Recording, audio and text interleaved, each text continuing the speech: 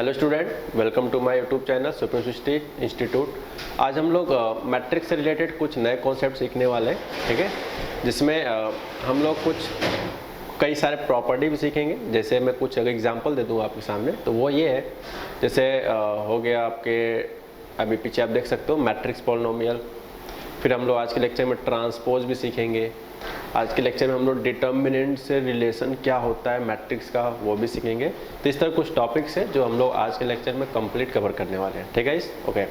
अब हम लोग स्टार्ट करते हैं मैट्रिक्स पॉलिनोमियल, ठीक है। मैट्रिक्स पॉलिनोमियल, इनका कहना है if there is a function f x equal to something, ठीक, where n belongs to natural. देखो यार, सब देखने में भौकाली है बट ऐसा कुछ है नहीं, ठीक है। देखने में बस भौकाली लग रहा है कि यार ये इतना बड़ा नंबर क्या है, क्या इसको याद करेंगे? भैया याद नहीं करना है, ठीक है। अच्छा, ये चीज़ जो एक्सप्रेशन यहाँ से लेकर यहाँ तक लिखा है, ये एक पॉलिनोमियल कहलाता है। आप एन को जैसे मैंने नेचुरल लिखा है, हो सकता है पॉलिनोमियल के लिए हम लोग, अगर आप अच्छे से पढ़े हो, अगर मैंने क्वाड्रेटिक इक्वेशन पढ़ाया था, आप जाकर देखो अच्छे से, तो n belongs to whole number होना चाहिए, पॉलिनोमियल का डेफिनेशंस था, ठीक है ओके। तो कहा गया है कि if capital A is a square matrix. एक खुशी की बात यहाँ पे ये है कि मैट्रिक्स पॉलिनोमियल में जो हम कॉन्सेप्ट सीखने जा रहे हैं, सिर्फ और सिर्फ वो मैट्रिक्स कैसा होना चाहिए, स्क्वायर मैट्रिक्स। स्क्वायर मैट्रिक्स किसे कहते हैं? जिसके number of rows and number of columns आपस में इक्वल होते हैं। तब जाकर if capital A is a square matrix then, अब आपसे एग्जाम में पूछा जाए कि भाई साहब आप एफ ए बताओ, ये आपको दिया जाएगा और आपसे एफ ए पूछा जाएगा, जबकि ए कोई मैट्रिक्स होगा। ध्यान रहे, पॉलिनोमियल हम जानते हैं ये है, मैट्रिक्स पॉलिनोमियल ये है, क्योंकि इसके एक्स की जगह पे क्या सब्स्टिट्यूट किया गया है? कैपिटल ए, यानी कि matrix capital A. This is not algebraic value है। कैपिटल एक जगह पे कुछ भी हो सकता है, जैसे आपसे कुछ भी पूछ सकता है समथिंग टाइप का, कोई ना कोई मैट्रिक्स होगा, कहने का मतलब ये है, ठीक है। Now start finally, if there is a function f x something where n belongs to whole number, n belongs to whole number के लिए ये चीज पॉलिनोमियल कहलाता है। और अगर if capital A is a square matrix, capital A नाम कोई अगर स्क्वायर मैट्रिक्स है, तब जाकर एफ ए की जो वैल्यू होगा, जहाँ जहाँ एक्स है वहाँ वहाँ मैंने ए सब्स्टिट्यूट किया है, ठीक है। तो इस तरह से एफ ए वैल्यू पूरा कंप्लीट हो जाएगा। अब यहाँ पे एक मैंने इंपॉर्टेंट बात नहीं लिखा हुआ है, वो इंपॉर्टेंट बात क्या है मैं वही बताना चाह रहा था कि क्यों नहीं लिखा। ओके, आराम सुनो। जैसे ये कोई नंबर होगा 3, 5, -1, 0, 3, 7 समथिंग, बहुत सारे नंबर होंगे। तो एक पावर एन करेंगे तो यानी ये भी मैट्रिक्स आएगा, ये भी मैट्रिक्स है, ये भी मैट्रिक्स है, ये भी मैट्रिक्स है, ए भी मैट्रिक्स है। तो इतना एडिशन करने से तो मैट्रिक्स होगा, ठीक है इस ओके। यहाँ से लेकर यहाँ तक भाई दो मैट्रिक्स का एडिशन भी मैट्रिक्स ही होता है। लेकिन जब बात करेंगे ए नॉट कॉन्स्टेंट, जैसे मान लो यहाँ पे 5 लिखा होता, तो यहाँ पे लिख सकते 5 और ये पूरा क्या होता? मैट्रिक्स।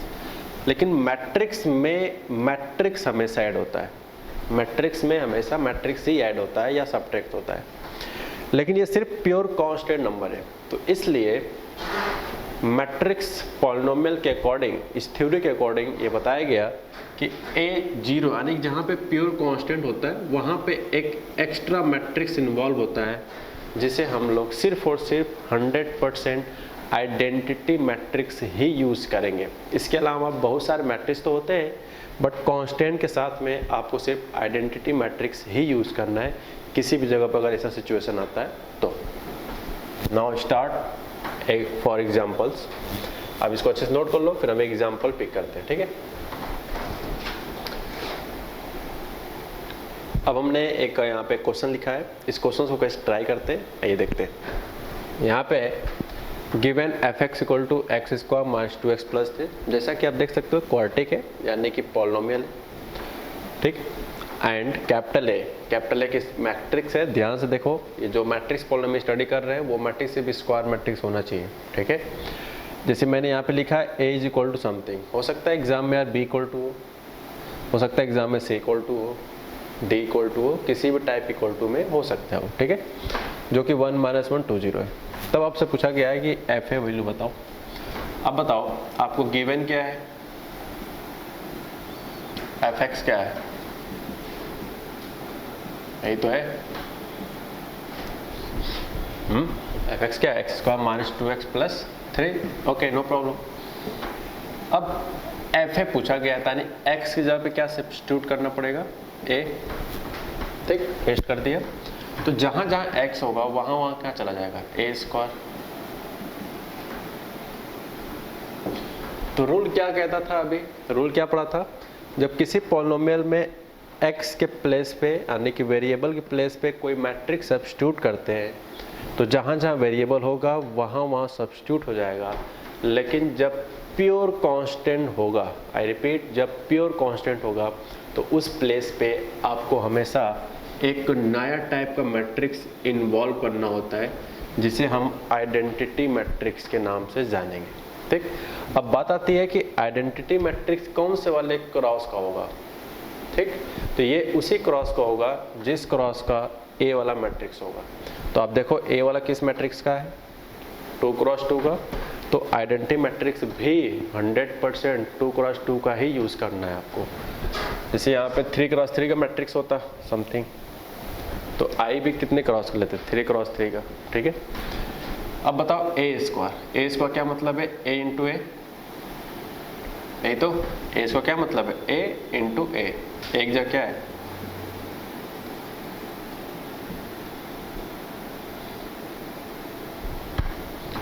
-2 टाइम्स फिर से ए है। अब बात करें कि आइडेंटिटी मैट्रिक्स कितने क्रॉस का ले, आइडेंटिटी मैट्रिक्स 2 क्रॉस 2 का, क्योंकि हमने अभी बताया यार ये चीज़ आपको याद होता है ना, आइडेंटिटी मैट्रिक्स का रिजल्ट्स एज ए फॉर्मूला आपको याद होगा, उम्मीद करते हैं। तो यार यहाँ पे जो बस एक न्यू पॉइंट है वो ये है कि कांस्टेंट के साथ सिर्फ और सिर्फ 100% आइडेंटिटी मैट्रिक्स के साथ ही मल्टीप्लाई होता है, इसके अलावा कोई भी मल्टीप्लाई नहीं होता है। ठीक है, अब चल भाई इसका मल्टीप्लाई करते हैं। तो देखो ये 2 क्रॉस 2 है, ये भी 2 क्रॉस 2 है। सो आफ्टर मल्टीप्लाई भी जो भी रिजल्ट आएगा वो 2 क्रॉस 2 का ही मैट्रिक्स क्रिएट होगा। ठीक, 2 क्रॉस 2 है ना, ये चेक तो लो एक बार, ये लिखा नहीं सुन लो है। देखो फर्स्ट का कॉलम सेकंड का रो सेम है, 2 = 2। तो ये हट जाता है तो क्या बचा, 2 क्रॉस 2, यानी कि आफ्टर मल्टीप्लाई कितने क्रॉस का मैट्रिक्स बनेगा, 2 क्रॉस 2 का। तो मैंने डायरेक्टली माइंड में करके रख लिया। ठीक, अब बताए चलो भाई मल्टीप्लाई करते हैं, याद है रो बाई कॉलम करते हैं, रो बाई कॉलम। तो 1 1 जा 1, -2, 2 1 जा 2, 0 2 जा 0। चलो फर्स्ट कॉलम लिख दिया। अब सेकंड कॉलम से करते हैं सारे रो से। तो -1 -1 2 0 0, 2 1 जा -2 प्लस 0। चलो भाई इसका हो गया काम, आगे बढ़ते हैं। माइनस, अब चाहो तो 2 क्रॉस 2 हटा भी सकते हो यार, इसमें कोई बुराई वाली बात नहीं है, आप माइंड में भी रख सकते हो क्योंकि आप समझदार हो गए, काफ़ी सारे एग्जाम्पल हम लोग कर लिया हुआ है इस समय। ठीक है, -2 जब मल्टीप्लाई करेंगे -2 से तो ये हो जाएगा -2 + 2 -4 0, और इसमें जब 3 मल्टीप्लाई कर देंगे तो वो ये आ जाएगा। ठीक, आंसर हमारा फाइनल होने वाला है गाइस, आप यहाँ पे नोट कर सकते हो -1 -1 2 एंड -2। इन दोनों को ऐड कर लो। याद को 2 मैट्रिक्स ऐड कब होता है, प्रॉपर्टी पढ़ लिया गया है। 2 मैट्रिक्स ऐड होता है, दोनों के बिहेवियर सेम टाइप होने चाहिए। सेम टाइप का मतलब जिस टाइप का ये क्रॉस टाइप का उसी क्रॉस का ये भी होना चाहिए। तो ये भी 2 क्रॉस 2 है, ये भी 2 क्रॉस 2 है, यानी एडिशन पॉसिबल है। तो -2 + 3 कितना जाएगा, +1, 2 + 0 2, -4 + 0 -4, 0 + 3 3। ठीक, इतना नोट कर लो, अगला स्टेप आंसर है। अब हम इनको ऐड कर दें तो हमारा फाइनल आंसर आ जाएगा। मुझे लगता है कि स्पेस हमारे पास सफिशिएंट है, तो अब अपने कॉपी में आगे लिखो FA = यहाँ लिखना है। ठीक, तो ये -1 + 1 0, -1 + 2 1, 2 -4 -2, -2 + 3 1। So this is our final answer। ठीक है, इसको अच्छे से आप नोट कर लो। Now start next theory. ठीक है, जैसा कि हम लोगों ने अभी बात किया था कि अभी हम लोग इसमें कुछ नए नए टॉपिक्स भी पढ़ेंगे, इसी तरह से हम लोग आगे आते हैं। मैंने इस चैप्टर में नाम नहीं दिया है कि कौन सा टॉपिक पढ़ रहे हैं, अभी हम इसका नाम देंगे। ठीक है, आइए देखते हैं क्या लिखा है। It is the obtain by interchanging the all row and column of a matrix. आपके सामने कोई एक मैट्रिक्स होगा, ठीक, उसका रो एंड कॉलम आपको इंटरचेंज करना है। जैसे मैंने एग्जांपल लिया है कि एक मैट्रिक्स ए है और एक सेकंड मैट्रिक्स आगे लिखा है। इस मैट्रिक्स का रो कॉलम इंटरचेंज कर दो। इंटरचेंज लिखा है, इंटरचेंज मतलब आपस में बदल देना, यानी रो वाला कॉलम कर दो, कॉलम वाला रो कर दो। तो ये बताओ ये मैट्रिक्स क्या दिखेगा आफ्टर दिस। जो पहले रो था वो अब कॉलम कहलाएगा। तो रो में क्या लिखा है 3 1, तो ये कॉलम में आ जाएगा 3 1। रो में लिखा 5 2, तो ये कॉलम 5 2 आ जाएगा। रो 3 में लिखा है -1 0, तो कॉलम 3 में आ जाएगा -1 0। ठीक, इस प्रोसेस को करने को, यानी कि किसी भी मैट्रिक्स के कंप्लीट रो को, यानी सभी रो को कॉलम से इंटरचेंज कर देना, इस प्रोसेस को एक नया नाम दिया गया है जिसे हम लोग ट्रांसपोज के नाम से जानते हैं। आई रिपीट, क्या नाम जानते हैं? ट्रांसपोज। यानी हम लोग क्या पढ़ रहे हैं? Transpose of a matrix. I hope आपको एग्जाम्पल थ्रू ज़्यादा समझ में आया होगा। तो ये कहना चाह रहा है कि ट्रांसपोज ऑफ मैट्रिक्स का मतलब होता है it is obtained by interchanging the all row and column of a matrix. किसी भी मैट्रिक्स का सभी रो, देखो मैंने ऑल लिखा है, एक भी रो छोड़ना नहीं है, सभी रो एंड कॉलम आपस में इंटरचेंज कर देने के बाद जो मैट्रिक्स क्रिएट होता है, इसी को हम लोग ट्रांसपोज कहेंगे इस मैट्रिक्स का। और इसे इट इज़ रिप्रेजेंटेड बाय ए की पावर टी से शो करते हैं, जिसे रीड करेंगे ए ट्रांसपोज। ठीक, तो ये सिंबल कब आएगा? जैसे ए मैट्रिक्स था, इसको हमने रो कॉलम से चेंज किया, तो ये क्या कहलाएगा? A transpose. ठीक, इस ऑपरेशन को बोलते हैं रो कॉलम चेंजिंग। कई बुकों में एक पावर टी जिसमें लिखा है, कई जगहों पे इस तरह से भी लिखा है, सिर्फ ए डैश लिख दिया जाता है। कई बार एडवांस में भी क्वेश्चंस आए हैं जिसमें ए डैश के थ्रू दिखाया गया है। मोस्टली एकेडमी लेवल पे एक पावर टी ही ज़्यादातर दिखता है। ठीक है, एक पावर टी बोल रहे हैं बट नॉर्मली पढ़ते हैं ए ट्रांसपोज। ठीक है, पावर नहीं बोलते। तो ये चलो एग्जाम्पल हो गया। नेक्स्ट एग्जाम्पल देखो, इसके सभी रो कॉलम्स चेंज करो और सभी कॉलम रो से चेंज करो, क्या होगा? ए ट्रांसपोज इक्वल टू क्या? अच्छा, ऐसा तो नहीं सोच रहे हो कि ए पे एग्जाम्पल दे रहे हैं तो ए पे होगा। हो सकता है कि ये एग्जाम में आपके बी लिखा हो सकता है एग्जाम में यहाँ सी लिखा हो, डी लिखा हो, कुछ भी ये वाला टर्म्स हो सकते हैं। ठीक है, तो मैंने यहाँ पे इस बार बी लिखा है, ये बताने के लिए जोड़ने की ए ही आपके सामने हो। तो अगर बी का रो कॉलम चेंज करें तो लिखेंगे बी ट्रांसपोज। तो फर्स्ट रो में क्या लिखा है 4 0 -1, तो वो फर्स्ट कॉलम में आ जाएगा। फर्स्ट रो वाला फर्स्ट कॉलम में, सेकेंड रो वाला सेकेंड कॉलम में, सेकेंड रो सेकेंड कॉलम, तो हो जाएगा 3 1 2। Third row third column 0 12 3। ठीक है, तो इस तरह से हम लोगों ने बी ट्रांसपोज सीखा। ठीक, अब इसको अच्छे से नोट कर लो। अब हम लोग जो कॉन्सेप्ट अभी सीख रहे हैं उस पर बेस्ड मैंने एग्जांपल लिया जो जेईई मेंस 2015 में आया था, जैसा कि आप देख सकते हो। ठीक है, सबसे पहले आप इस क्वेश्चंस को नोट कर लो।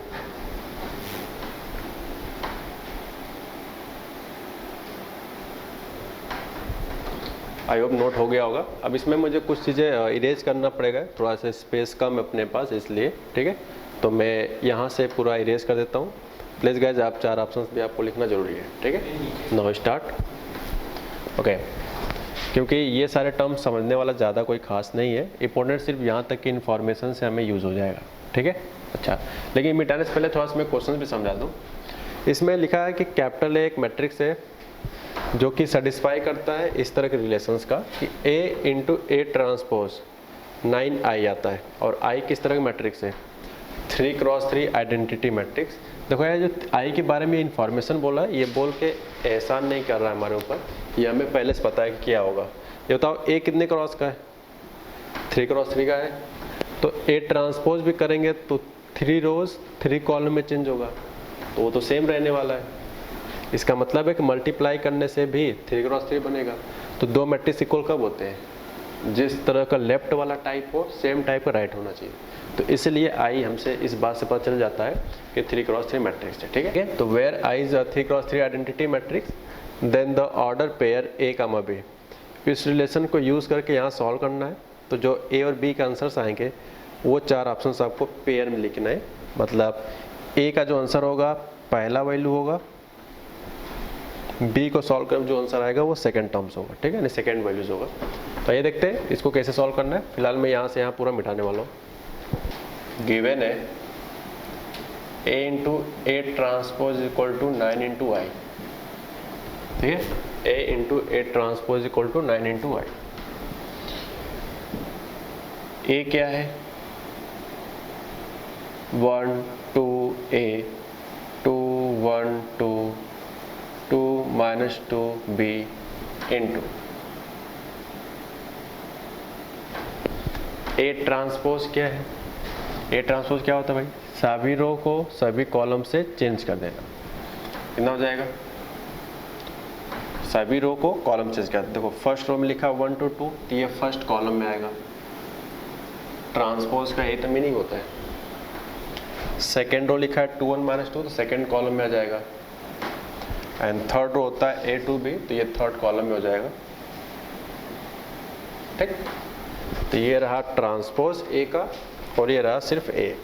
ठीक है, अब राइट साइड आ जाओ। 9 इंटू आई। चाहो तो आप आई की जगह पे 3 क्रॉस 3 वाला आइडेंटिटी लेट कर सकते हो, बट वो अभी नहीं करेंगे। थोड़ा सा मल्टीप्लाई कर लें, ठीक, उसके बाद हम उसकी जगह पे सब्स्टिट्यूट करेंगे। तो यार इस एग्जाम्पल को जल्दी करने का भी एक तरीका है, लेकिन मोस्टली स्टूडेंट इसमें थोड़ा सा पता नहीं क्यों कन्फ्यूज रहते हैं। ये तो सबसे पहले मैं वो बताऊंगा जिससे कि JEE में आप समय बचा सकते हो। उसके बाद मैं एकेडमी लेवल पे भी बात करूंगा यहाँ पर। ठीक है, तो JEE में क्या होगा? देखो यार हमारे पास सिर्फ 2 वेरिएबल है A और B का, तो अपने को सिर्फ और सिर्फ 2 इक्वेशन की ज़रूरत है। किसी भी तरह से आप 2 इक्वेशन बना लो, हमारा काम बन जाएगा। तो यार इससे अच्छा है कि इनके मल्टीप्लिकेशन से कोई ना कोई 2 प्लेसेस के वैल्यू सोच लो, कोई भी 2। जस्ट फॉर से मैं यहाँ क्या कहना चाह रहा हूँ बताओ। जैसे आप बताओ ये आ जाएगा यहाँ से 1 1 1 जा 1 2 2 जा 4 2 2 जा 4 4 प्लस 4। ठीक, 2 1 जा 2 प्लस 2 माइनस 4, ये हो जाएगा 0। ये आ जाएगा 1a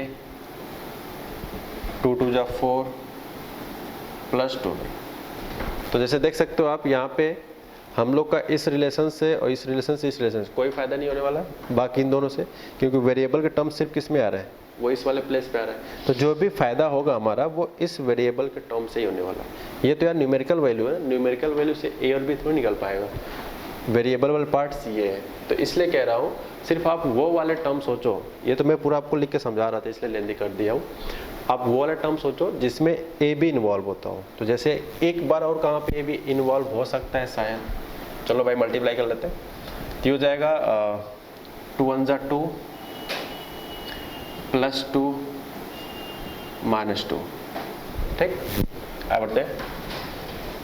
2 2 जा 4 1 1 जा 1 माइनस माइनस मल्टीप्लाई प्लस हो जाएगा 2 2 जा 4। ओके, आगे 2a प्लस 2 माइनस 2b। अब जैसा कि गाइज यहाँ पे आप देख सकते हो 2a दिस 2 1 जा 2 माइनस 2b। ये वाले वेरिएबल ये वाला वेरिएबल क्या डिफरेंट लुक में है? अपने आप में बिल्कुल है। तो अब आप चाहो एग्जाम के पॉइंट ऑफ व्यू से तो आपको इधर लिखने की जरूरत ही नहीं है, क्योंकि हमें सिर्फ और सिर्फ 2 ही इक्वेशन तो चाहिए। सिर्फ और सिर्फ 2 ही तो इक्वेशन चाहिए, क्योंकि वेरिएबल अपने पास 2 है। ठीक है, अब बताओ यहाँ पे 9 इंटू आई, तो आई क्या कौन सा वाला मैट्रिक्स है? यहाँ पे लिख लो चाहो तो। यहाँ पे 9 इंटू आई था ना, तो आई कौन सा मैट्रिक्स है?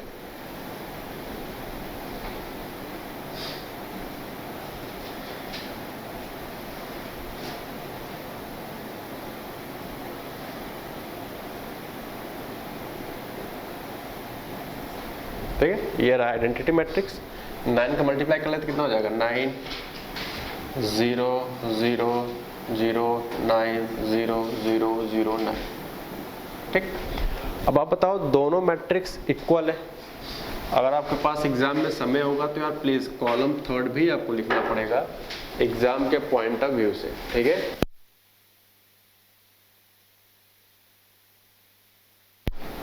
चाहो तो आप लिख भी सकते हो यार, मैं यहाँ लिख के आपको दिखा दे रहा हूँ, कोई दिक्कत भी नहीं है। जैसे ये हो जाएगा आपका 1a, ठीक है 1a, ये हो जाएगा +4 +2b, एक ही बात है, सब एक ही बात है, ठीक है, एक ही बात है सब। चलो आगे बढ़ते हैं। 2a दिस +2 दिस -2b, सब एक ही बात है, ठीक है। कहीं माइनस प्लस में मिस्टेक्स हो रहा है क्या, एक बार आप चेक कर सकते हो गाइस। फिलहाल मेरे हिसाब से सही है। आगे बढ़ते हैं। a² +4 +b²। अब बताओ दो मैट्रिक्स इक्वल कब होते हैं, ये हम लोगों ने पढ़ा हुआ है बहुत समय पहले, ठीक है, किसी न किसी लेक्चर में पढ़ा हुआ है कि दो मैट्रिक्स को इक्वल होने के लिए दो बात होनी चाहिए। पहली बात तो ये होनी चाहिए कि दोनों सेम टाइप के हो, तो आप चेक कर सकते हो दोनों सेम टाइप के, तब जाकर उनके करस्पॉन्डिंग एलिमेंट इक्वल होते हैं। अब गाइज यहाँ पे आप स्वयं डिसाइड करो कि कौन से करस्पॉन्डिंग वैल्यू को इक्वल करने से ए और बी हमारा आसानी से आ सकता है। तो कुछ लोग सोच रहे होंगे कि यार ये कितना है, पहले चेक करो। ये प्लीज़ अगले स्टेप में आपको लिखना है 4 + 4 + 1 आने की टोटल सॉल्व करेंगे कितना आएगा 9। ये स्टेप आप अपनी कॉपी में नेक्स्ट पेज पे लिखो, मतलब नेक्स्ट लाइन पे।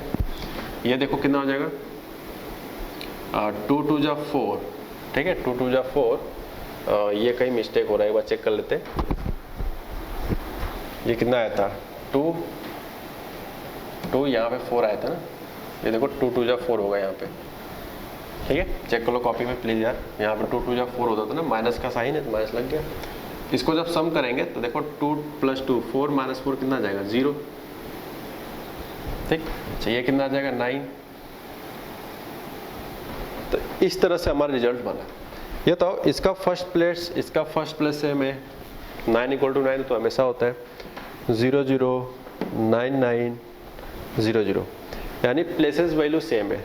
तो बताओ कौन कौन सा इक्वल करे तो हमारे हिसाब से ज़्यादा अच्छा होगा कैलकुलेशन के मामले में। मुझे लगता है सभी चालाक लोग यही सोच रहे होंगे कि 0 वाले प्लेस से कंपैरिजन किया जाए तो ज़्यादा बेटर है, ठीक है। अच्छा वो पागली होगा जो इस वाले एलिमेंट्स को 9 से कंपेयर कर रहा होगा, इस वाले वैल्यूज़ को 9 से, ठीक है। आंसर तो आएगा नो डाउट, बिल्कुल सही आएगा। लेकिन बताओ यार इसमें ए और बी में क्वाड्रेटिक बन जाएगा तो थोड़ा सॉल्व करने से अजीब सोल्यूशन बन सकता है, ठीक है। तो इसलिए कह रहा हूँ आप इजी वे में जो बन सकता है वही आप सॉल्व करो। तो अगला स्टेप आंसर आने वाला है, सिर्फ इन दोनों को अपने को सॉल्व करना है = 0 करके, ठीक। तो मैं इसको मिटा देता हूँ।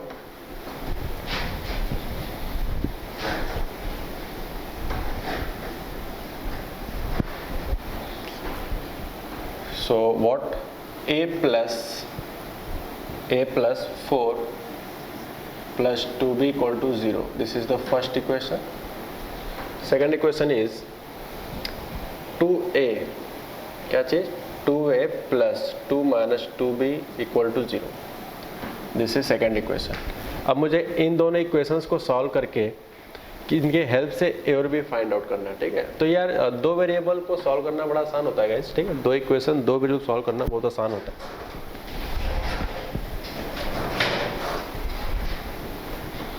तो देखो कैलकुलेशन का सबसे बेस्ट पार्ट यहाँ पे मैं यूज़ कर लेता हूँ। जैसे इसमें अगर 2 से डिवाइड कर ले तो वो ये आ जाएगा, ठीक। इसी में 2 से डिवाइड करके ये बना लिया। तो इसको आप चाहो तो इक्वेशन नंबर 3 भी लिख सकते हो यार, ये अलग से नहीं है, इसी में 2 से डिवाइड करके ये बना है, ठीक। और आप बताओ फर्स्ट में से अगर थर्ड सब्ट्रैक्ट करें, ठीक है, फर्स्ट में से अगर हम लोग थर्ड सब्ट्रैक्ट करें कितना आएगा, ए से ख़त्म, ओके नो प्रॉब्लम। फिर आएगा 4 - 1 कितना 3, 2b और सब्ट्रैक्ट करें तो ये प्लस भी हो जाएगा, तो ये हो जाएगा 3b, 0 - 0 0 हो गया। तो यहाँ से b केवल कितना आ जाता है -1। इसको पुट कर दो फर्स्ट में या थर्ड में, ये सब आपकी इच्छा है। फिलहाल मैं थर्ड में पुट कर देता हूँ, मुझे थोड़ा कैलकुलेशन आसान लग रहा है यहाँ पे, सभी आसान है अपनी अपनी जगह पे। सो बी की प्लेस पे क्या है -1, बी की प्लेस पे क्या निकाला -1 वही रख दिया। तो माइनस +1 1 + 1 2 हो जाएगा।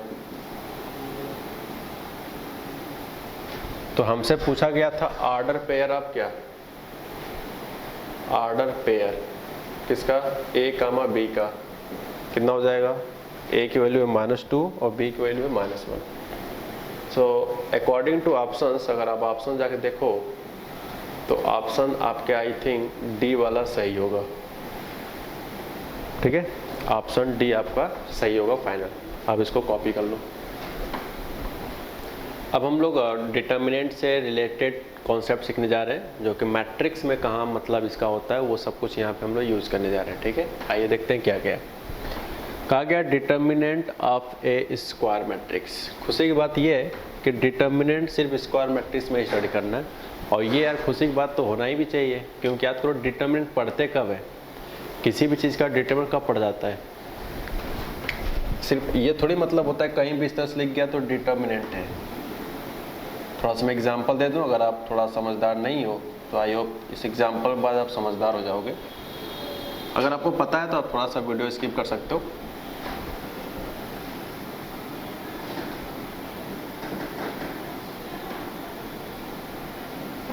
ठीक है, ऐसे एग्जांपल लिखा है तो ये वर्टिकल लाइन लिखा है, तो इसका मतलब थोड़ी है कि ये भी डिटर्मिनेंट है, ये भी डिटर्मिनेंट है। डिटर्मिनेंट खासियत क्या होती चाहिए, दो बात होती है। पहला तो वर्टिकल लाइन में होना चाहिए, दो वर्टिकल लाइन में जैसा दिख सकता है, और सेकंड थिंग्स जितने रो हो उतने कॉलम भी होने चाहिए।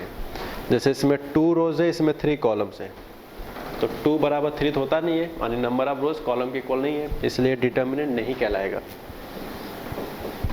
इसमें कितने रोज है, 3, कितने कॉलम्स है, 3, तो रोज कॉलम इक्वल हो गए, इसका मतलब ये डिटर्मिनेंट कहलाएगा। तो गाइज अब आप समझ में आ गया होगा कि मैट्रिक्स में डिटर्मिनेंट होने के लिए क्या कारण है कि उस मैट्रिक्स को क्या होना चाहिए, स्क्वायर, क्योंकि स्क्वायर मैट्रिक्स क्या होता है, number of rows and number of columns आपस में इक्वल होता है, ठीक है। तो आप इसको बात समझ गए होंगे जो मैं यहाँ समझाना चाह रहा हूँ आपको, कि स्क्वायर मैट्रिक्स में ही क्यों डिटर्मिनेंट होता है, वो बात मैंने आपको समझा दिया, ठीक है। आगे बढ़ते हैं। तो किसी भी स्क्वायर मैट्रिक्स में डिटर्मिनेंट का क्या मतलब होता है, वो कहा गया है, if capital A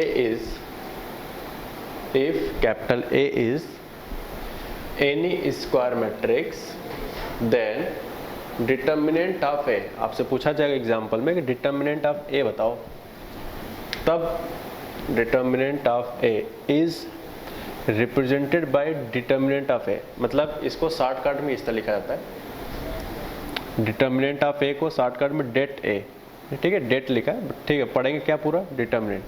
कई सारे एग्जांपल्स है, कई बुकों में इस तरह से मिल सकता है, कई बुकों में ऐसे मिल सकता है, कई बुकों में मॉड ए भी दिख सकता है। तो कुछ लोग को लगता है कि क्या मॉड ए लिखता है क्या, तो मेरा कहना है मॉड ए नहीं भैया, ये सिंबल आपको डिटर्मिनेंट का साइन बताना चाह रहा है, ठीक है, तो कन्फ्यूज नहीं होना है।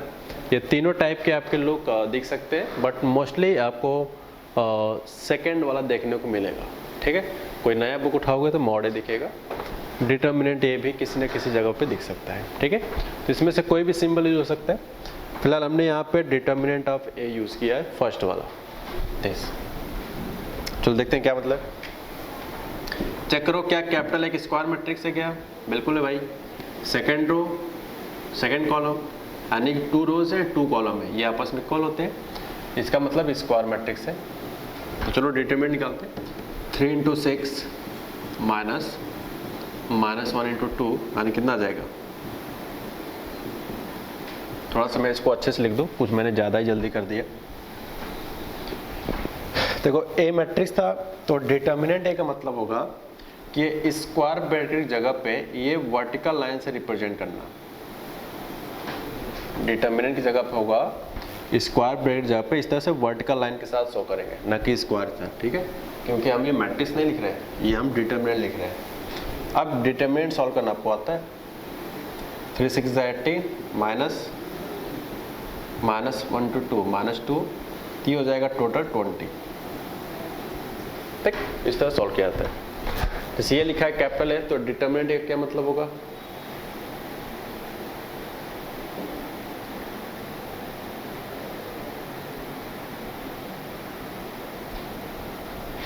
ठीक है। Now start. तो ये आपका determinant of A, I think यहाँ पे कंप्लीट फुल एंड फाइनल हो चुका है। मैं इसको सॉल्व नहीं करूँगा, ठीक है, आप डिटर्मिनेंट पढ़े होगे अच्छे से, वहाँ तो बड़े बड़े क्वेश्चंस किया गया है। तो यहाँ पे आप इसको सॉल्व करके प्लीज़ आप आंसर लिख लेना। मैं सिर्फ आपको ये चीज़ समझाना चाह रहा हूँ कि डिटर्मिनेंट ऑफ ए का मीनिंग का क्या मतलब होता है, ठीक है। जब बात डिटर्मिनेंट की होगी किसी मैट्रिक्स का तो स्क्वायर की जगह पे वर्टिकल लाइन के साथ शो करते हैं, ठीक है। अब इसको नोट कर लो। आइए देखते हैं हम लोग कुछ properties relation between matrix and determinant क्या क्या होता है, ठीक है। कुछ प्रॉपर्टी हम लोग एक्स्ट्रा भी पढ़ेंगे। फिलहाल हमने यहाँ पे आपके सामने दो प्रॉपर्टी लिखा हुआ है। दो प्रॉपर्टी मैंने कुछ पार्ट्स अभी मिस किया हुआ है, जब यहाँ से लेके यहाँ तक कंप्लीट समझा लेंगे तो सारी चीज़ें हम यहाँ पे लिख लेंगे, ठीक है। आइए देखते हैं क्या क्या है। इनका कहना है if capital A and B are two square matrix, ठीक, कोई ए अलग मैट्रिक्स है कोई बी अलग है लेकिन दोनों स्क्वायर मैट्रिक्स है, ठीक है। ऑफ सेम आर्डर, लेकिन दोनों स्क्वायर होने के साथ साथ आर्डर भी सेम होना चाहिए। मान लो ए अगर 2x2 है, ठीक, बी मान लो 3x3 है, तो स्क्वायर मैट्रिक्स तो दोनों है, लेकिन क्या दोनों का आर्डर सेम है क्या? नहीं, क्योंकि ए मैंने 2x2 बोला था और बी 3x3, ये तो सेम नहीं है। लेकिन रूल क्या कह रहा है कि वो सेम ऑर्डर के होने चाहिए, यानी कि अगर ए 2x2 का है तो 100% बी भी क्या होना चाहिए? 2x2। अगर ए 3x3 है तो बी भी क्या होना चाहिए? 3x3 ही होना चाहिए, ठीक है। ओके, सच दैट इस प्रकार से कि ए इक्वल टू क्या है? बी। और ये जो दो मैट्रिक्स है स्क्वायर मैट्रिक्स होने के साथ साथ सेम ऑर्डर होने के साथ साथ आपस में इक्वल भी होना चाहिए। और अब बताओ इक्वल कब होता है? जब करस्पॉन्डिंग एलिमेंट कैसा होता है? सेम होता है, ठीक है। देन तब इनका अगर डिटर्मिनेंट निकाले ए का अलग बी का अलग तो क्या सिचुएशन होगा? तो ये बताने से पहले मैंने यहाँ एग्जांपल लिखा है, चेक करो क्या दोनों डिटर्मिनेंट सेम ऑर्डर के हैं क्या? कैसे? 2x2 ए बी है, 2x2 ए बी है। अच्छा, क्या ये दोनों इक्वल भी हैं? 3 3 1 1 -1 -1 2 2, यानी करस्पॉन्डिंग पोजीशन वैल्यू क्या है? सेम है। तो अगर हम इसका डिटर्मिनेंट सॉल्व करें इस वाले का और इसका सॉल्व करें अलग, तो देखो अगर इसको सॉल्व करने से जो आंसर आएगा क्या वही आंसर इससे भी आएगा? डिटर्मिनेंट जब इसका निकालेंगे और जब इसका निकालेंगे क्या दोनों का सेम आएगा क्या? बिल्कुल आएगा। क्यों आएगा भाई? क्योंकि करस्पॉन्डिंग एलिमेंट कैसा है? वो तो सेम ही है ना। तो इसलिए आफ्टर डिटर्मिनेंट ये दोनों कैसा होगा? इक्वल होगा। यानी कि अगर मैट्रिक्स इक्वल है तो डिटर्मिनेंट की वैल्यू 100% सर्टेन ऑलवेज इक्वल ही आएगा। अब शायद आप अपने माइंड में ला रहे होगे कि क्या ये रूल हो सकता है क्या कि अगर डिटर्मिनेंट की वैल्यू इक्वल है तो क्या ये ज़रूरी होगा कि मैट्रिक्स इक्वल हो? ओके, क्या बोल रहा हूँ, यहाँ पे क्या था? मैट्रिक्स इक्वल था तो डिटर्मिनेंट इक्वल हो गया 100%, ठीक है। ये बात 100% ध्यान है। तो आपके माइंड में उल्टा आ रहा होगा कि अगर डिटर्मिनेंट इक्वल है तो क्या मैट्रिक्स इक्वल होगा कि नहीं होगा? तो उसके लिए मैंने सेकेंड प्रॉपर्टी यहाँ पे पिक किया है। इनका कहना है कि if A determinant det A equal to det B, यानी कोई डिटर्मिनेंट है जिसकी वैल्यू ए मैट्रिक्स का और बी मैट्रिक्स का आपस में क्या है? इक्वल, देन बी, यहाँ पे मुझे अभी कुछ लिखना है, क्या होगा क्या नहीं अभी लिखूंगा। कंक्लूड दैट मैट्रिक्स ए, यहाँ भी कुछ लिखेंगे, क्या लिखना है बताता हूँ, एक बी, ठीक है। चेक करो, इसको सॉल्व करो, डिटर्मिनेंट क्या है? 2 0 -3, सॉल्व करने के बाद -3 आएगा। इसको सॉल्व देखो -3 भी आएगा। चेक कर लो, आफ्टर क्रॉस, पता है यार आपको सेकंड ऑर्डर डिटर्मिनेंट सॉल्व करना आता है, ठीक है। -3 आ गया। अगर आप ध्यान से देखो तो डिटर्मिनेंट की वैल्यू कैसा है? डिटर्मिनेंट की वैल्यू कैसा है? सेम है, -3 -3। लेकिन क्या ये दोनों डिटर्मिनेंट इक्वल है? यानी कि एज ए मैट्रिक्स बोल रहे, क्या ये दोनों वास्तव में इक्वल मैट्रिक्स है क्या? चेक करो, 2 1, पहले में 2 आ रहा है दूसरे में 1 आ रहा है, तो कहाँ इक्वल होगा? इससे क्या सीखने को मिला कि ये कोई जरूरी नहीं है कि डिटर्मिनेंट की वैल्यू सेम हो तो मैट्रिक्स सेम होगा, ऐसा कोई जरूरी नहीं है गाइस, ठीक है। इसका मतलब है we can not conclude that matrix A equal to B, ठीक है। ये रूल कंप्लीट होता है थ्योरी के साथ। एक बार मैं फाइनल रिव्यू दे देता हूँ आपके सामने कि यहाँ पे क्या क्या मैंने बोला था, ठीक है। फर्स्ट थिंग्स प्लीज गाइज, आपको फाइनली देखना है, दो मैट्रिक्स हो, स्क्वायर मैट्रिक्स होना चाहिए, दोनों का ऑर्डर सेम होना चाहिए, तब जाकर आप determinant A equal to determinant लिख सकते हो 100%। लेकिन इसका उल्टा रूल 100% नहीं सही है। फर्स्ट 100% है, सेकेंड पॉइंट्स 100% सही नहीं है। अगर डिटर्मिनेंट की वैल्यू इक्वल होता है तो वी कैन नॉट कंक्लूड, अब उसके बारे में नहीं कह सकते कि डिटर्मिनेंट की वैल्यू अगर इक्वल है तो मैट्रिक्स इक्वल हो, ऐसा नहीं कह सकते, 100% नहीं कह सकते। ठीक है, अच्छा ये चीज़ आप नोट कर लो, फिर हम लोग आगे बढ़ते हैं।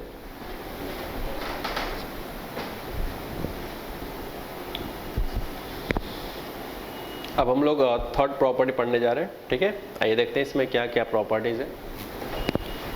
तो थर्ड है कि अगर ए और बी कोई भी दो मैट्रिक्स हो, ए अलग मैट्रिक्स, बी कोई अलग हो, लेकिन दोनों कैसे होने चाहिए, स्क्वायर होने चाहिए, लेकिन आर्डर भी कैसा होना चाहिए, सेम क्रॉस का। ठीक है, सेम आर्डर होना चाहिए। तब कहना है इनका कि अगर इन दोनों मैट्रिक्स का मल्टीप्लाई किया जाए और मल्टीप्लाई करने के बाद डिटरमिनेंट लिया जाए, मल्टीप्लाई करने के बाद डिटरमिनेंट लिया जाए, तो इसमें क्या चेंजेस होगा। तो रूल कहता है कि पहले वाले का अलग डिटरमिनेंट मल्टीप्लाई कर लो, दूसरे वाले का अलग, फर्स्ट का अलग डिटरमिनेंट मल्टीप्लाई, क्योंकि मल्टीप्लाई का सिंबल था, सेकेंड वाले का अलग। ठीक है, इस तरह से हम लोगों ने कंप्लीट कर लिया। आगे बढ़ते हैं। अब दिमाग में ये आता है क्या ये दो ही पॉइंट्स दो मैट्रिक्स के मल्टीप्लाई के लिए एग्जिस्ट करता है क्या। तो ऐसा बिल्कुल नहीं है।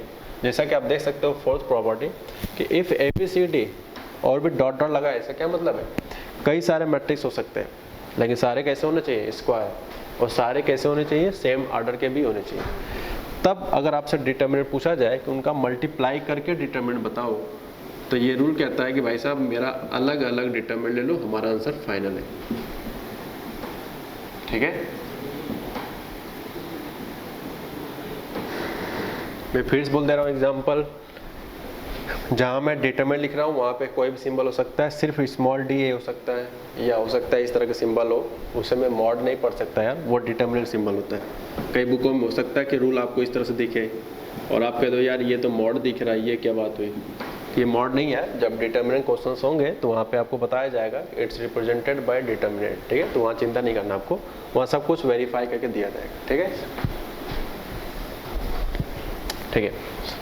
फिफ्थ, मान लो कि अगर कोई नंबर लिखा है, फॉर एग्जांपल लिखा है determinant a into a। Actually एक फॉर्मूला है, वो फॉर्मूला पढ़ाने से पहले मैं आपको बताना चाह रहा हूँ कैसे बना। तो इसे क्या लिखा है, डिटरमिनेंट a इंटू a, तो क्या डिटरमिनेंट a ठीक इंटू डिटरमिनेंट a, तो क्या ये मैथमेटिकली हो जाएगा डिटरमिनेंट a का होल स्क्वायर। बोलो यार, बिल्कुल होगा। मान लो 3a है, मतलब a इंटू a 3 बार आया, तो आप बताओ क्या लिखोगे, determinant a into determinant of a into determinant of a, 3 बार आया इसलिए क्या लिख देंगे 3। तो यहाँ से क्या हम लोग रूल लगा सकते हैं क्या कि अगर ये 3 टाइम्स आया था, मतलब मैथमेटिकली अगर ये a क्यूब है तो ये क्या लिखा है 3। यानी कि मैट्रिक्स का पावर अगर नेचुरल नंबर होता है तो उसको हम हटाकर कंप्लीट के पावर लिख देते हैं। ठीक है, तो अब हम बात करने जा रहे हैं डायरेक्ट फॉर्मूले का। मैं आपको बता दिया हूँ कि कैसे डेवलप हुआ। तो इसी वे में अगर बात करें, जो आपको याद करना है वो ये है कि 1 पावर n का डिटरमिनेंट का मतलब होगा कि डिटरमिनेंट ऑफ a की पावर क्या, n। ठीक, जबकि n की वैल्यू क्या है, नेचुरल नंबर। ठीक है, ओके। तो इस तरह से हम लोगों ने इस डाटा के रिजल्ट्स को फिनिश किया। अब ये प्रॉपर्टी हमने अप्रॉक्स पढ़ा दिया। ठीक, अब हम लोग कुछ एग्जांपल्स के थ्रू देखते हैं इसमें क्या क्या सिचुएशन होता है। लास्ट 2 प्रॉपर्टीज हम लोग सीख लें, उसके बाद एग्जांपल कराएंगे। ठीक है, फिलहाल पिछली बार अभी बोल रहा था तो अभी कुछ प्रॉपर्टी बचा था इसलिए मैंने लिखा हूँ। ठीक, तो यहाँ पे लिखा है कि determinant of a plus B, पिछले अभी हम लोग ने जो 5th प्रॉपर्टी पढ़ा था उसमें था a इंटू बी, तो अलग अलग डिस्ट्रीब्यूट हो गया था डिटरमिनेंट के साथ। लेकिन माइंड में ये आता है क्या दो मैट्रिक्स के एडिशन में भी ऐसा सिचुएशन हो सकता है क्या। तो मेरा कहना है कि दो मैट्रिक्स को ऐड करके अगर डिटरमिनेंट लिया जाए, दो मैट्रिक्स को ऐड करके डिटरमिनेंट लिया जाए तो ये अलग अलग डिस्ट्रीब्यूट कभी नहीं होगा 100%, ठीक है। ये बात आपका सब्ट्रैक्शन के साथ भी सही है, यानी कि दो मैट्रिक्स को ऐड करें तो कभी अलग अलग डिटरमिनेंट नहीं होगा, या सब्ट्रैक्ट करें तो भी अलग अलग डिस्ट्रीब्यूट नहीं होगा, ठीक है। अच्छा, अब बात आती है कि यार प्रॉपर्टी तो नहीं लगा सकते, लेकिन क्या इसके क्वेश्चन नहीं सॉल्व होंगे? तो अगर क्वेश्चन आता है तो कैसे करेंगे, सिर्फ सुन लो आप। a प्लस बी का कोई एग्जाम्पल्स आता है तो पहले आप इन दोनों को ऐड करना, ठीक है। ऐड करना आपको पढ़ाया गया है, इन दोनों को सब्ट्रैक्ट करना भी पढ़ाया गया है। तो ऐड या सब्ट्रैक्ट करके एक सिंगल मैट्रिक्स क्रिएट कर लेना, और सिंगल मैट्रिक्स का फिर हम लोग डिटरमिनेंट ले सकते हैं, ठीक है, जैसा कि हम लोग जान चुके हैं अब तक, ठीक है। तो यानी कि डायरेक्ट कोई फॉर्मूला नहीं है, डायरेक्ट फॉर्मूला के बगैर आपको स्टेप्स फॉलो करने पड़ेंगे, तब आप फाइनल आंसर निकाल पाओगे। अब आते हैं 7th प्रॉपर्टी। इसमें लिखा है if capital A is N E square matrix n cross n। Capital A कोई मैट्रिक्स है जो कि n क्रॉस n है, जैसे 3 क्रॉस 3 हो सकता है, 2 क्रॉस 2, 5 क्रॉस 5, 6 क्रॉस 6, इस फॉर्मेट में कुछ भी हो सकता है। And k is any constant, और एक नंबर है k टाइप का, ठीक है, जैसे 3 हो सकता है, 2, 5, -1, 0, 3, 9 समथिंग टाइप का।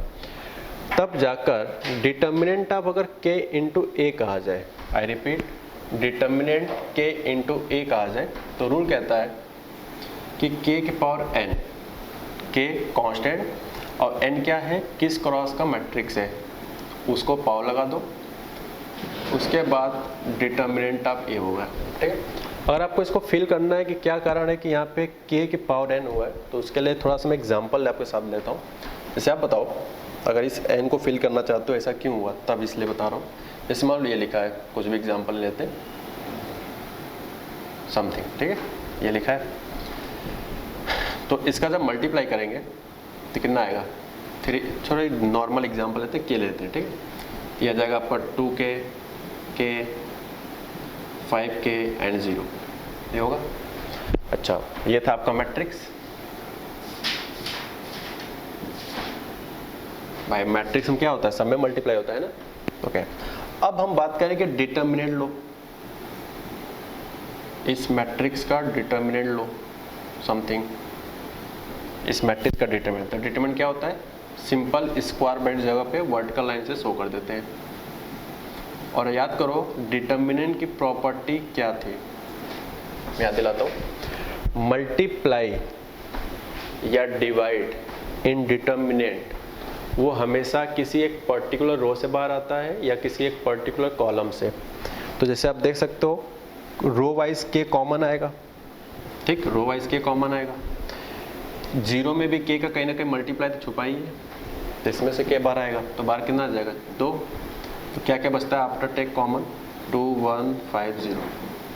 तो आप देख सकते हो के पावर 2, तो ये 2 कहाँ से आया है, जिस क्रॉस का मैट्रिक्स था जिसके साथ मल्टीप्लाई हो रहा है, ये वही वाला 2 यहाँ पे अवेलेबल है, ठीक है। तो इसी तरह से अगर मैट्रिक्स 3 क्रॉस 3 होता तो ये k क्यूब आता, मैट्रिक्स 4 क्रॉस 4 होता तो k पावर 4 आता। इस तरह से हम लोग बढ़ते चले जाएंगे। तो हमने जो फॉर्मूला लिखवाया है वो इन जनरल लिखवा दिया कि कोई भी मैट्रिक्स हो n क्रॉस n और k कोई कांस्टेंट हो, उसके साथ मल्टीप्लाई होता है तो k power n into determinant of a आता है। एग्जाम्पल थ्रू ज़्यादा अच्छे से क्लियर होगा, इसके बाद हम सारे एग्जाम्पल्स आपको देते हैं, ठीक है। अब इसको नोट कर लो। अब हम लोग एग्जाम्पल करते हैं, जो अभी फार्मूला बेस्ड हमने क्वेश्चंस किया था, ठीक है। अभी जो प्रॉपर्टी सीखे हैं उसी बेस्ड हमने क्वेश्चन लिया है। कहा गया given capital as an is 3 cross 3 matrix. 3 cross 3 बोल के हमारे ऊपर ये चीज़ डेवलप कर रहा है, क्योंकि ए जो होगा 3 क्रॉस 3 होगा, यानी कि according to formula n cross n पढ़ाया गया था। सच दैट, इस प्रकार से कि determinant of a equal to 2, यानी जिस मैट्रिक्स की बात कर रहा है इसका अकॉर्डिंग टू क्वेश्चन उसने बोला है कि इसका जो डिटर्मिनेंट लेते हैं तो वो 2 आता है, ठीक है। अब इसके हेल्प से आपको इस डिटर्मिनेंट का रिजल्ट फाइंड आउट करना है। इसमें लिखा है डिटर्मिनेंट ऑफ 5 इंटू a। अब बताओ 5 क्या है, k का प्लेस है, डायरेक्ट फॉर्मूला। अब 5 इंटू a, यानी इस मैट्रिक्स में 5 का मल्टीप्लाई हो रहा है, जबकि ये मैट्रिक्स आपका 3 क्रॉस 3 है। तो रूल क्या था कि कांस्टेंट के पावर n आता है, और n क्या था, बगल वाले मैट्रिक्स किस क्रॉस का है, तो ये 3 क्रॉस 3 का है, तो n के प्लेस पे क्या आ जाएगा यहाँ पे 3 इंटू डिटर्मिनेंट ऑफ a। ये हम लोग प्रॉपर्टी पढ़े थे। आई होप अब मैं इसको मिटा देता हूँ क्योंकि समझा दिया गया। 5 पावर 3 आई थिंक आप सॉल्व करोगे तो 125 आएगा, और डिटर्मिनेंट ऑफ a आपको इन्वॉल्व है इसको मल्टीप्लाई कर लो, ठीक है। 250 इसका फाइनल आंसर आ जाएगा। नोट कर लो, आगे बढ़ते हैं। ओके, आइडेंटिटी मैट्रिक्स में एक स्पेशल वेराइटीज़ होता है जो डिटर्मिनेंट से कनेक्शन क्या है वो हम लोग यहाँ पे एज ए प्रॉपर्टी सीख रहे हैं। तो 7 प्रॉपर्टी आई होप हो चुका है, नंबरिंग हमने इसमें 8 लिखा हुआ है। इनका कहना है कि if I is any identity matrix, I understood है कि ये एक स्क्वायर मैट्रिक्स में एग्जिस्ट करता है, तो इसलिए मैंने कहीं स्क्वायर नहीं लिखा है, ठीक है। अच्छा, तो इनका कहना है कि देन अगर उसका डिटर्मिनेंट ले I2 मतलब होता है, बताया था हमने जब आइडेंटिटी मैट्रिक्स पढ़ाया था कि 2 बताता है कि जो आइडेंटिटी मैट्रिक्स है वो कितने क्रॉस का है। तो 2 है तो यानी कि 2 क्रॉस 2 यहाँ पे लिखा होगा मैट्रिक्स। I3 मतलब 3 क्रॉस 3 का मैट्रिक्स होगा। I4 मतलब 4 क्रॉस 4 का। इन जनरल मैंने IN लिखा है, ठीक है। तो यार रिजल्ट्स पहले देख लेते हैं कि क्या है। जैसे मान लो ये कोई मैट्रिक्स है, मान लो सपोज 1001, चेक कर लो, ये आइडेंटिटी मैट्रिक्स है I2 का। मैं आपसे पूछूं यार इसका थोड़ा सा वैल्यू बताओ एज ए डिटर्मिनेंट, तो आप इसको कैलकुलेट करो, देखो कितना आता है। आई होप कैलकुलेट करने के बाद यहाँ से आपको 1 फाइंड आउट हो जाएगा, ठीक है। चलो ये तो बात है कि I2 की। अगर आप बात करें I3 के केस का, ठीक। अब मैं पूछूं यार इसका डिटर्मिनेंट बताओ कितना आएगा। 1 0 0 0 1 0 0 0 1, ठीक है। अब इसको सॉल्व करते हैं। तो आई होप आपको पता होगा यार कि डिटरमिनेंट में 6 वेज होते हैं सॉल्व करने के, या तो 3 रोज के अलोंग सॉल्व कर लो या 3 कॉलम, तो कोई भी एक चूज कर सकते हो। I will choose first row, तो 1, तो फर्स्ट रो फर्स्ट कॉलम 1, तो ये समथिंग हो जाएगा, ठीक। बाकी इन 2 केस का सब कुछ 0 हो जाएगा, तो कम्प्लीटली इसका भी 1 ही आता है। इसका मतलब है कि आई आइडेंटिटी मैट्रिक्स अगर है तो चाहे वो 2 क्रॉस 2 का हो, चाहे 3 क्रॉस 3 का हो, चाहे 4 क्रॉस 4, चाहे आगे वाले जितने भी क्रॉस का हो, इन सब का अगर डिटर्मिनेंट फाइंड आउट किया जाए तो आप देख सकते हो यहाँ पे दोनों केसेस में आंसर सेम आ रहा है। इसका मतलब है कि I4 का भी सेम आता, अगर सॉल्व करते तो I5 का भी सेम आता। तो यहाँ पे रूल बन गया कि अलग अलग डिटर्मिनेंट चाहे किसी भी ऑर्डर का हो, ये आपस में इक्वल होता है, और ये इक्वल किस क्वांटिटी के होता है, वो होता है मैथमेटिकली 1, ठीक। तो रटने के साथ साथ आपको यहाँ पे रीज़न भी पता चला होगा कि ये कैसे हो रहा है यहाँ पे, ठीक है। अब इसको आप नोट कर लो। इसके बाद एक बेस्ट एग्जांपल देकर इस प्रॉपर्टी, कुछ प्रॉपर्टी प्रीवियस में जो स्टडी किए थे वो सब कुछ रिवाइज हो जाएगा। Now start next question. इसमें आपको जो भी प्रॉपर्टी आप तक आई होप 7 प्रॉपर्टी पढ़ चुके हैं, इनमें कुछ पॉइंट्स ऐसे थे जो कि इस क्वेश्चन के थ्रू हम लोग रिवाइज कर सकते हैं, इसलिए काफ़ी बेस्ट एग्जाम्पल्स होगा। तो इसमें आपको एक इन्फॉर्मेशन दिया है, given that a equal to something, और आपसे जो डाटा पूछा गया है determinant of 1 power 5 minus 8 1 power 4। देखो यार सही से पहले गलत का ज्ञान होना बहुत ज़रूरी है। अब इसमें मोस्ट ऑफ द स्टूडेंट गलती क्या करते हैं वो भी देख लो। वो ये कर लेते हैं कि देखते हैं कि 2 मैट्रिक्स सब्ट्रैक्ट हो रहा है, तो पहले का अलग माइनस दूसरे का अलग। और याद करो मैंने प्रॉपर्टी में क्या पढ़ाया था कि मैट्रिक्स के एडिशन सब्ट्रैक्शन में डिटर्मिनेंट अलग अलग डिस्ट्रीब्यूट नहीं होता है, ठीक है। ये बात हमने बताया था। तो अब बात करें कैसे करें, तो अब इसके स्टेप्स फॉलो करते हैं। आई होप आपको पता चल गया होगा कि मैं अलग अलग क्यों नहीं कर पा रहा हूँ, क्योंकि ऐसा कोई प्रॉपर्टी नहीं होता है, ना आपको यूज़ करना है। तो अगर इन दोनों में से 1 पावर 4 कॉमन ले तो फर्स्ट टर्म बचेगा a माइनस का क्या 8। अब यहाँ पे भी एक जगह लोगों को थोड़ा कन्फ्यूज़न होता है, वो भी क्लियर करते हैं। यहाँ लिखा है a माइनस 8, और याद करो जब प्योर कांस्टेंट नंबर होता है मैट्रिक्स चैप्टर्स में, प्योर कांस्टेंट, तो उसके साथ हमेशा सिर्फ और सिर्फ एक ही नंबर के साथ मल्टीप्लिकेशन होता है, वो होता है आइडेंटिटी मैट्रिक्स। ये बात आज ही के लेक्चर में हम लोगों ने मैट्रिक्स पॉलिनोमियल में सीखा, ठीक है। आगे बढ़ते हैं। अब आप देख सकते हो यहाँ पे 2 रूल लग रहा है,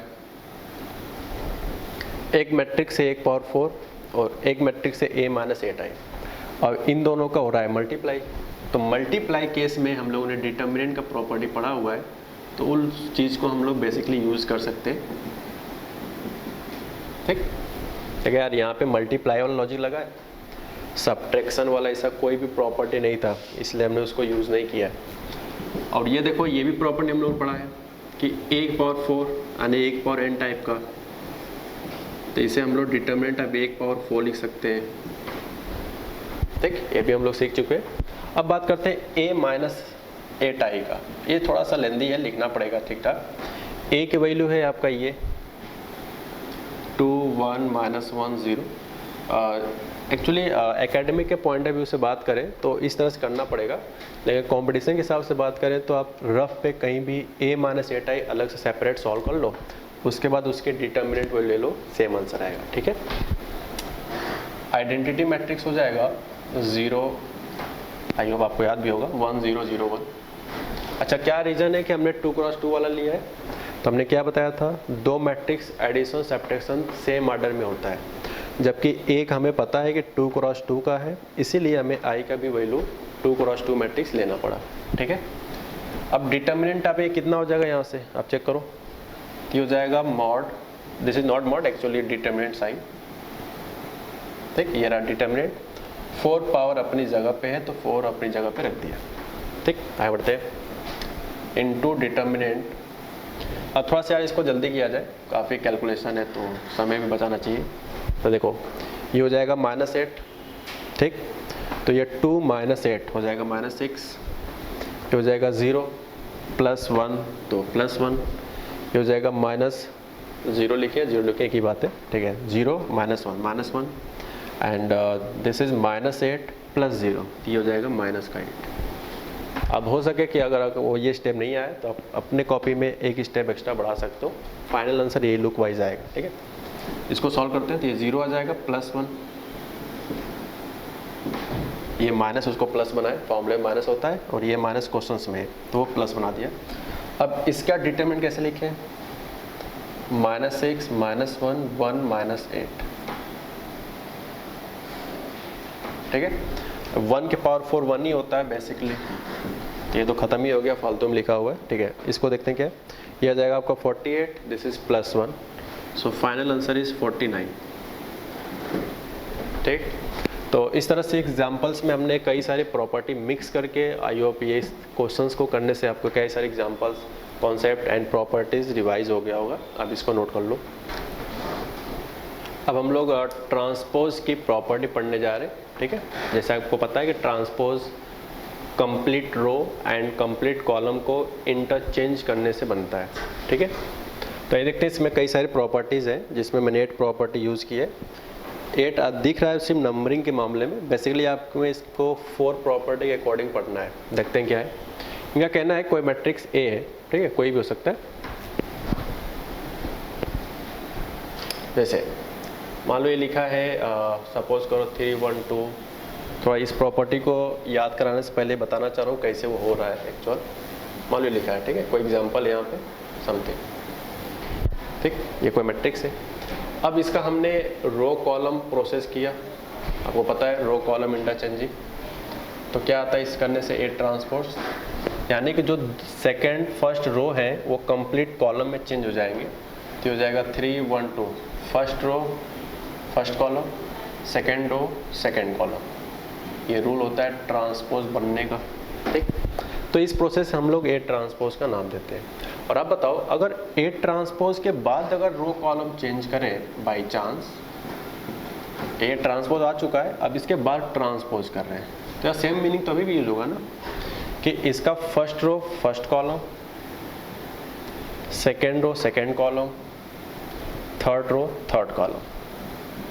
तो अब जैसा कि देख पा रहे हो यहाँ पे, ये जो रिजल्ट आया, ये रिजल्ट आपका कैपिटल ए से ही मैच कर रहा है। तो यहाँ से हम लोग को एक सीखने की चीज़ मिला कि एक पार्ट ट्रांसपोज करने के बाद अगर ट्रांसपोज करते हैं तो फाइनली वो बेसिक वाला मैट्रिक्स डेवलप हो जाता है। इसका मतलब है कि 8 ट्रांसपोज का ट्रांसपोज ए होता है। कैसे होता है यार, मैंने वहाँ पे आपको एग्जांपल थ्रू समझा दिया है, आप यहाँ पे अच्छे से देख सकते हो।